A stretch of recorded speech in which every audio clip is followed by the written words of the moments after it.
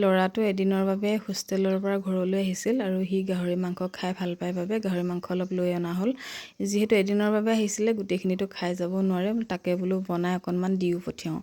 তাৰ বাবে মই আৰু সাধাৰণকৈ বনালে মাংসখিনি বেয়াও হৈ যাব পাৰে, সেইবাবে মই আচাৰৰ দৰে বনাই দি পঠিয়াইছিলোঁ। তাৰ বাবে মই প্ৰথমে গাহৰি মাংসখিনি বইল কৰি ল'লোঁ, তাৰপিছত সৰু সৰুকৈ কাটি ল'লোঁ আৰু কাটি হোৱাৰ পিছত অকণমান সময় ৰ'দতো দি ল'লোঁ যাতে তাৰ এক্সট্ৰা পানীখিনি শুকাই যায়। তাৰপৰা এইফালে আকৌ আদা নহৰুখিনি মই ভাজি ল'লোঁ, একদম সামান্য তেল দিছোঁ, নহ'লে মানে দৰকাৰী নাই তেল দিয়া, যিহেতু মাংসখিনি চৰ্বি। সেইবাবে এই আদা নহৰুখিনি ভাজ যোৱাকৈহে মই তেল দিছোঁ। তাৰপিছত তাতে মাংসখিনি দি দিলোঁ আৰু আন্দাজমতে নিমখ আৰু হালধিও দিলোঁ। তাৰপিছতে এয়া মাংসখিনি ভাজিলোঁ আৰু মছলাৰ ভিতৰত দিছোঁ মই মিট মছলা, জিৰা গুড়ি, জালুকৰ গুড়ি, তাৰপিছতে ৰেড চিলি অকণমান। তাৰপিছতে ভাজি হৈ গ'ল আৰু অকণমান চেঁচা হোৱাৰ পিছত ভিনেগাৰ এচামুচ দি দিছোঁ। আচাৰেই হ'ল আৰু তেতিয়া কেইবাদিনলৈও মাংসখিনি ভাল হৈ থাকিব। কেইবাদিনলৈ মানে বহুত দিনলৈ খোৱাটো বাৰু উপযোগী নহয়, হ'লেও 2-3 দিনলৈ ভাল হৈ থাকিব। আৰু এয়া ৰেডি হৈ গ'ল মোৰ গাহৰি মাংস।